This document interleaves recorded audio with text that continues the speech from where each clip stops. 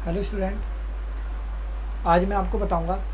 ये SSC CGL का question है। पहली बात तो ये, और मैं आपको वही क्वेश्चन कराता हूँ जो एसएससी सीजीएल में आते हैं और एमटीएस में उससे सिंपल वे में पूछे जाते हैं।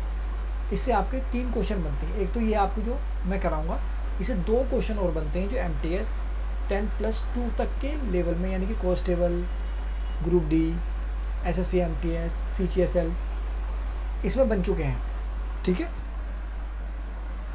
तो सबसे पहले मैं आपको बताऊंगा ये क्वेश्चन बना कैसे है, और इसमें से 2 क्वेश्चन पहले वो बताऊंगा जो छोटे बन चुके हैं एसएससी के पेपर में।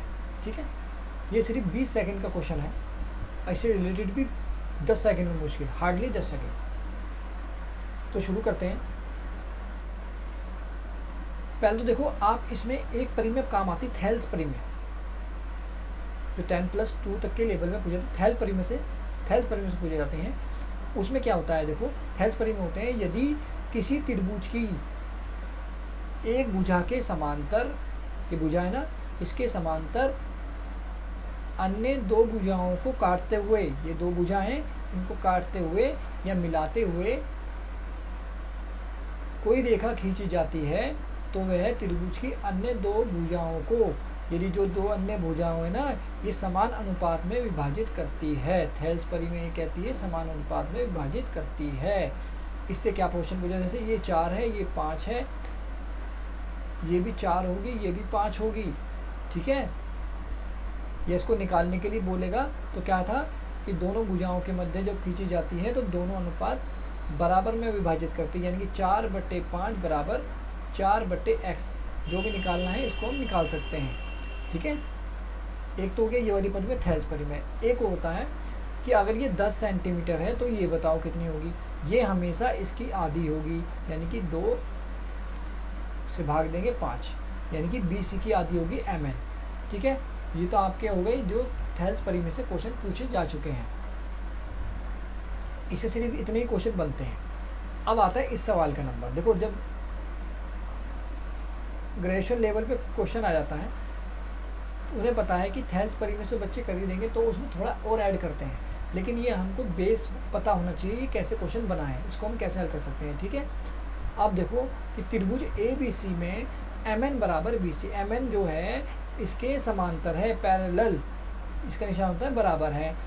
चतुर्भुज MBCN का क्षेत्रफल कितना दे रखा है, 130।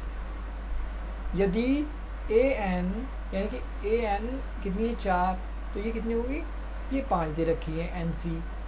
तो त्रिभुज इसका हमें ये बताना है कितना क्षेत्रफल है। अब मुझे ये बताओ, इसमें हम सबसे पहले क्या करेंगे। देखो, त्रिभुज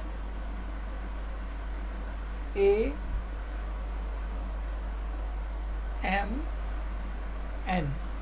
का जो क्षेत्रफल होगा, इसके बट्टे पूरा क्षेत्रफल, ABC का क्षेत्रफल, त्रिभुज ABC का क्षेत्रफल का स्क्वायर कर देंगे। स्क्वायर क्यों करेंगे, अब ये भी देखो क्यों हम इसलिए करेंगे कि इसको इकाई मान के, क्योंकि ये इकाई में दे रखा है, अनुपात में दे रखा है। तो 4 का स्क्वायर बट्टे 9 का स्क्वायर। अब ये 9 का स्क्वायर क्यों करा, क्योंकि हमें AN कितना दे रखा है, 4, और त्रिभुज पूरा ABC इसको जोड़ देंगे, तो 4 और 9 9, 5 और 4 9, तो इस पूरे त्रिभुज का क्या हो गया, 9 हो गया ना। ये तो कितना दे रखा है, 4 दे रखा है, तो कितना हो गया, 4 चौक 16 बट्टे 9 9 81। ठीक है, अब ये देखो, ये तो आया 16, और ये पूरा कितना है, इसका क्षेत्रफल 81। तो अगर मैं 81 में से 16 घटा दूं तो इसका क्षेत्रफल मिल जाएगा ना भाई। इसका तो क्षेत्रफल AMN का 16 इकाई हैं, क्योंकि अनुपात में देने का भी पूरा क्षेत्रफल नहीं, 16 इकाई हैं। ये कितना है, 81 इकाई पूरा। तो अगर मैं 16 में से 81 घटा दूँ तो 65 बचा, 65 इकाई। अब ये 65 किसके बराबर दे रखा है, इसका क्षेत्रफल दे रखा है चतुर्भुज MBCN कितना, 130। तो 130 बट्टे 65, तो कितना हो गया, 2 इकाई। क्यों, अब देखो क्योंकि 65 दे रखा है ना, ये पूरा 81 है, 16 घटा दी 65, 65 किसके बराबर है 130 के, तो यानी कि 2, यानी कि दुगना है इसका, 2 से गुणा हो रही है 65 में, तो इसमें भी कितने इसकी गुणा होगी 2 से 16 दूनी 32, तो AMN का 16 इकाई था, तो इसका दुगना है तो इसका भी दुगना करेंगे 32 आंसर।